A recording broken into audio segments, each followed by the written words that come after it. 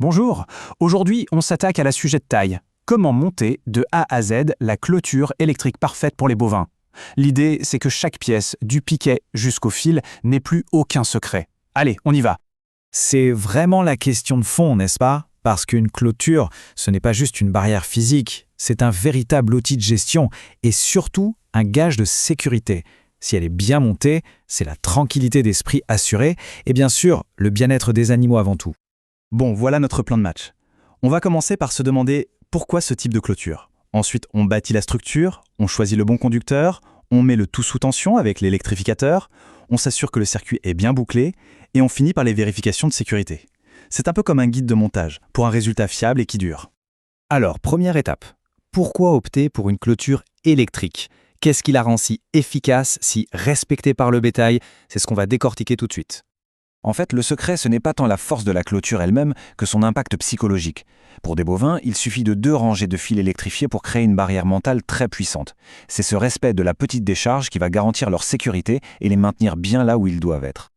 Ok, maintenant qu'on a saisi le principe, passons aux choses sérieuses, le squelette de notre installation. La structure physique, c'est vraiment la base, la fondation sur laquelle tout le reste va venir se greffer. La hauteur des fils, c'est absolument crucial. On ne va pas installer la même clôture pour des vaches laitières plutôt calmes que pour des taureaux ou des vaches avec leurs veaux. Regardez bien, pour des vaches, 2 fils à 60 et 90 cm, c'est nickel. Par contre, pour des animaux plus costauds ou plus joueurs, on ajoute une 3e rangée. C'est une question d'adaptation et de sécurité. Pour la stabilité, tout est une question de bon placement.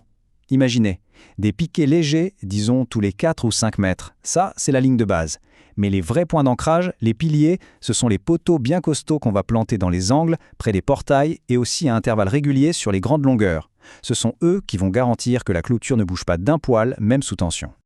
Bon, on a notre structure. Il faut maintenant y faire passer le système nerveux, ce qui va transporter l'impulsion électrique. C'est le conducteur. Et c'est lui qui fait quasiment tout le boulot. Pour bien choisir son conducteur, il y a un mot à retenir. Résistance. L'image est simple, c'est comme un tuyau d'arrosage. Un gros tuyau sans pli laisse passer l'eau à plein débit. Pour l'électricité, c'est pareil. Moins il y a de résistance, qui se mesure en ohms par mètre, et bien plus le courant va pouvoir filer loin et fort, sans perdre de sa pêche en cours de route. Alors, fil, cordelette ou ruban? Le fil est super durable. La cordelette et le ruban, eux, se voient beaucoup mieux. Mais le vrai critère de choix, c'est la longueur de la clôture. Pour un petit enclos de moins de 200 mètres, un conducteur de base, ça passe. Mais si on part sur une grande parcelle, il faut investir dans de la qualité. Sinon, le jus sera puissant au début et quasi inexistant tout au bout de la ligne. On a notre système nerveux. Maintenant, il lui faut un cœur pour pomper l'énergie. Et ça, c'est le rôle de l'électrificateur. C'est un peu la centrale électrique de notre clôture. 3000 volts. Voilà le chiffre clé. C'est vraiment la tension minimale pour qu'une vache respecte la clôture. Si on est en dessous, l'effet de dissuasion risque d'être trop faible. C'est un seuil qu'il ne faut pas négocier. Pour alimenter ce cœur, on a 2 grandes options. Soit le secteur sur une prise classique 230 volts, c'est la solution la plus puissante, la plus fiable, idéale pour les installations permanentes.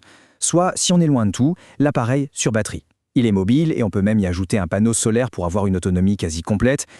Attention, là, on aborde un point qui est absolument fondamental. On peut avoir le meilleur électrificateur et le meilleur fil du monde. Si la mise à la terre et les connexions sont mal faites, eh bien tout ça ne sert strictement à rien. C'est cette partie qui ferme la boucle et qui donne vie au système. Voilà, s'il n'y a qu'une seule chose à graver dans le marbre, c'est bien celle-ci. La mise à la terre, ce n'est pas une option, ce n'est pas une simple étape. C'est la condition indispensable pour que ça marche. Une mauvaise terre et c'est une clôture pour rien. Aussi simple que ça. Concrètement, une bonne mise à la terre, comment on fait? On prend des piquets spécifiques en acier galvanisé qui ne rouillent pas, et si l'appareil est très puissant ou que le sol est sec, sableux, on n'hésite pas, on en plante plusieurs, 3, 4, 5, espacés de 3 mètres, et bien sûr, reliés entre eux. C'est un petit effort qui change absolument tout au résultat final. Et pour être sûr que ça fonctionne, il y a un test tout bête en 3 étapes. D'abord, on crée volontairement un court-circuit à une centaine de mètres. Ensuite, on va mesurer la tension directement sur le piquet de terre.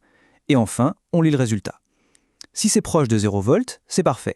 Si ça grimpe au-dessus de 600 volts, ça veut dire que la terre ne fait pas bien son travail, elle n'absorbe pas assez. Il faut donc rajouter des piquets. Un dernier petit point sur le circuit, les connexions. On ne fait jamais de nœud avec le fil conducteur. Jamais.